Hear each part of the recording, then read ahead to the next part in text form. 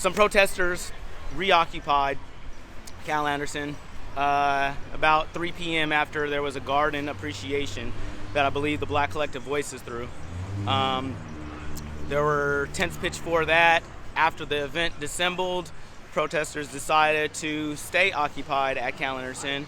We set up an area to occupy and put up a grill and started giving food and kicking balls around with people at Cal Anderson Park.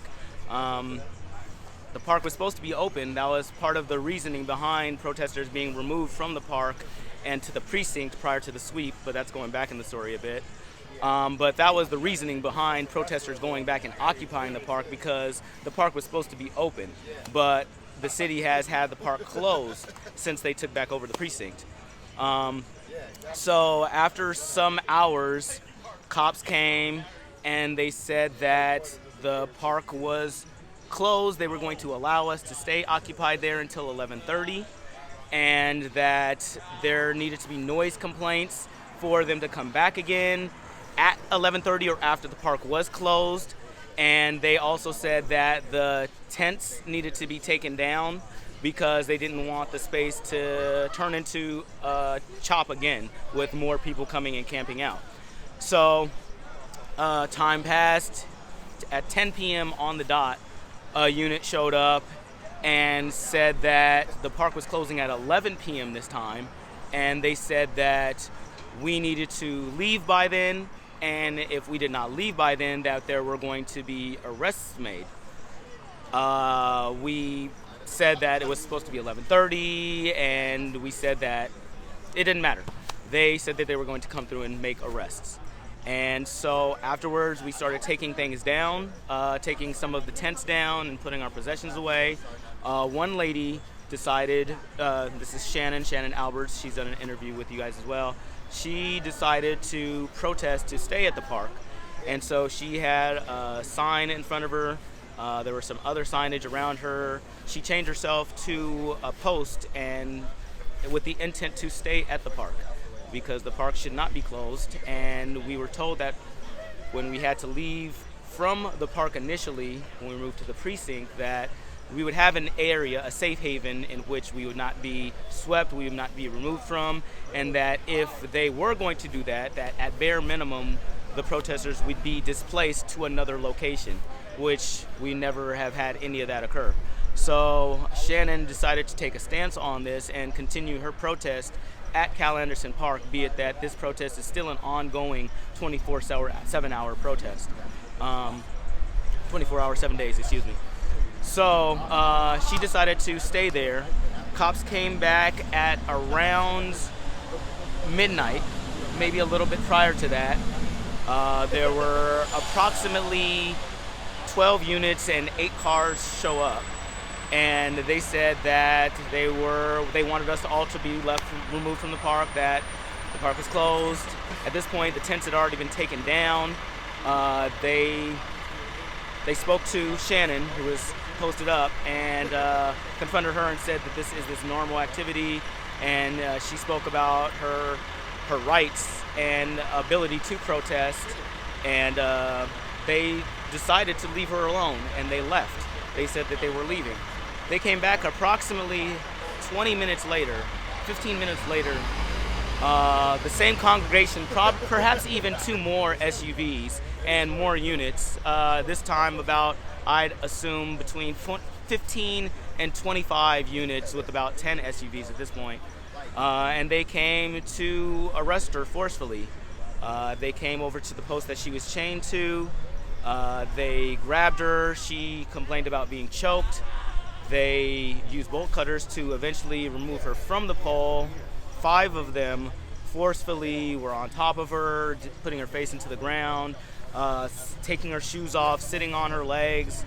It didn't seem, in my opinion, that 5 officers needed to be using their aggression to detain her. It also seemed like a very big deal for that many units to show up just for one lady, as everybody else was out of the park at that point in time. So what ensued afterwards is, as they were forcefully removing her and detaining her, they decided to have some force on some of the other supporters. So there was a CHOP legal observer seeing what was going on. There were some other protesters who were there just in support and to make sure that they didn't have any of their brutality tactics on her.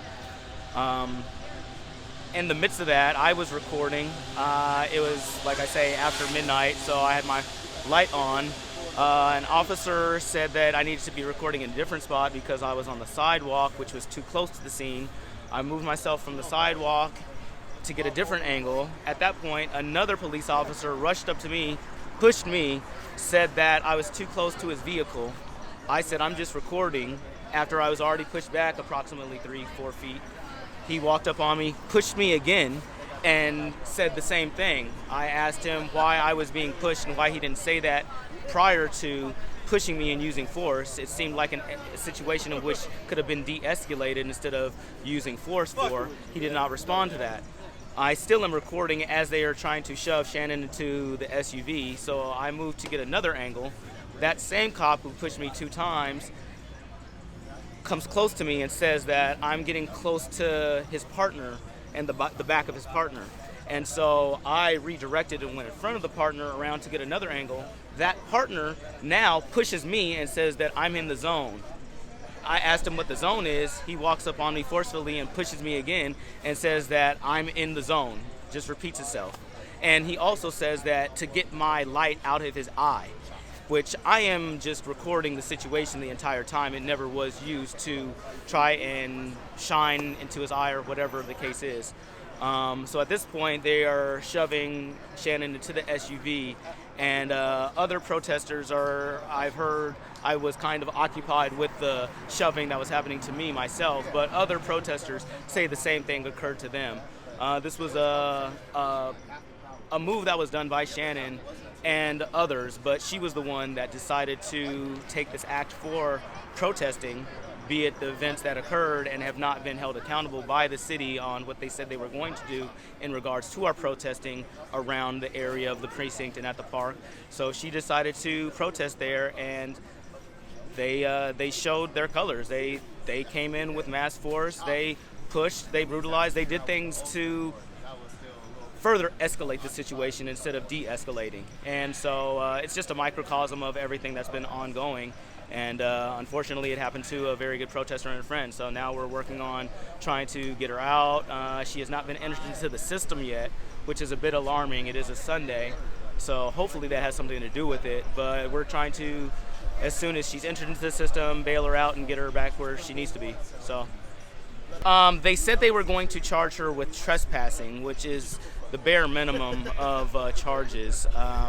And so that's what we're looking for, whether they try and enhance it or anything. At this point, like I say, she hasn't even been entered into the system yet, which is a bit of concern because we'd like to bail her out, but we can't do so until her information has been put into the system. Yeah, thank you.